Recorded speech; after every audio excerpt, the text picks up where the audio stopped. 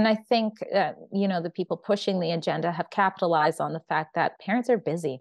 They're so busy. School used to be the place that you could put your kids for 8 hours, make a living, and you not have to worry about your kids. They were safe.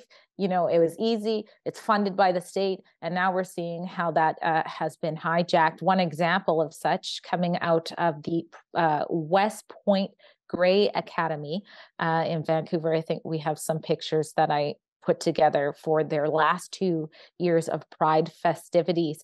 But it's just some of the examples. You think your kid, if you're not paying attention to this, you think your kid is going to learn about math and science. But if you look at the curriculum and the expectations of the diversity and inclusivity plans, at least out in BC, there is a significant portion that is dedicated to that. It's fluid, it's throughout, it's like a language. The teachers are being taught a language. So this is Pride Day festivities. I think this was June 10th.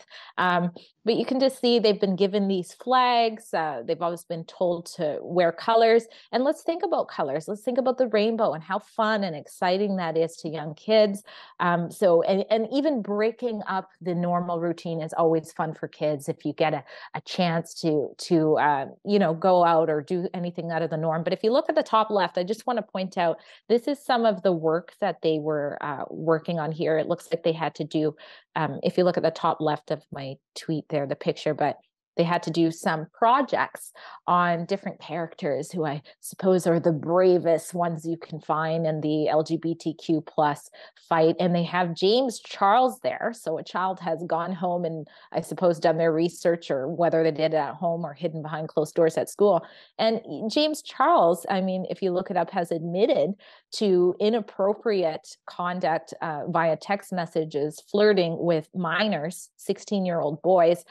His claim is he didn't know they were minors. But my point is, that's one example of who they're looking up to. And parents are paying at least $27,000 per year for their kids to go to a school like that. And I would say come out social justice sex warriors. And I think we have another example in beautiful British Columbia of an actual Pride march they look very young. I think we have a video of that we can throw to, if I'm correct, a Pride march that took place. Here we go.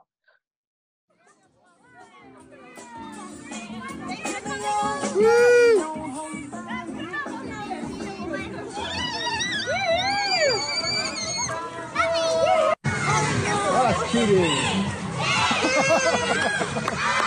you go. This looks so good.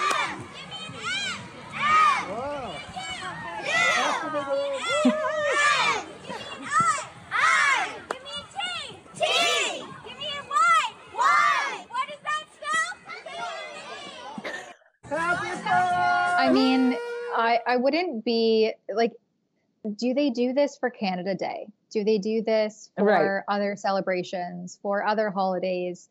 The only thing I know of is when schools do a walk around the block for Terry Fox. And who knows how much longer that will be ongoing, because he's like a classic white male. So maybe they'll go after him next. But an inspirational white male. Why this special interest celebration too? Sorry, he's wiped off her passport now too. So, the other thing I noticed there is they're just yelling out random letters that I don't think spelled anything. When they're like, "What does that spell?" It was community. The kids are like, the kids don't even know what it spelled. Like, are they even learning how to spell anymore? They're just going out and say random things like that. Like, I'm laughing, but it's really not funny. I'd like to know. And this is actually a different school. It's not West Point Grey Academy, but I want to know how many parents knew about that, because I also know a lot of parents don't open their emails. And so I don't know if you've had this too, Tamara, where parents are messaging you and saying, this happened, and I didn't find out about it till after they sent a notice on like the day before. So I wonder how many parents knew about this. And of course, the kids want to participate because it's so fun and it's so exciting. It's one thing, of course, to teach that there's different, sexual orientations. It's another thing to promote this to children and to promote that they're supposed to take a position with it and be these, sex, like it said, sex warriors to defend it. And at such young ages, it's just, Well, it's the shoehorning of these innocent children into these labels when let them just be kids. Like, again, questioning the necessity and the appropriateness of this does not make someone a far right transphobic bigot. That is literally just what it means to be a parent in navigating a world with children in it who can't self-advocate. They can't protect themselves.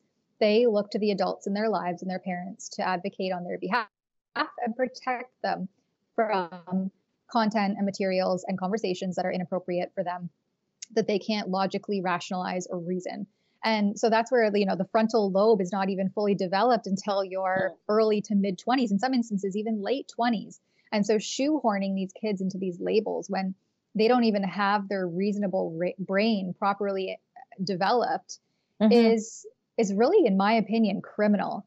And so the parents must take a stand and protect the kids. And it's interesting that you say that about the emails, because I'm a parent who does check the emails, but I know so many, like maybe I'm the one-off, but so many parents don't. And that's how this Stop Classroom Grooming campaign actually came to fruition, because it happened to me personally, but I got the email. And so the school sent out an email at 4 p.m. on a Friday that they would be conducting this school census survey. And it sounded benign and fine. And, you know, we're just like assessing the school environment.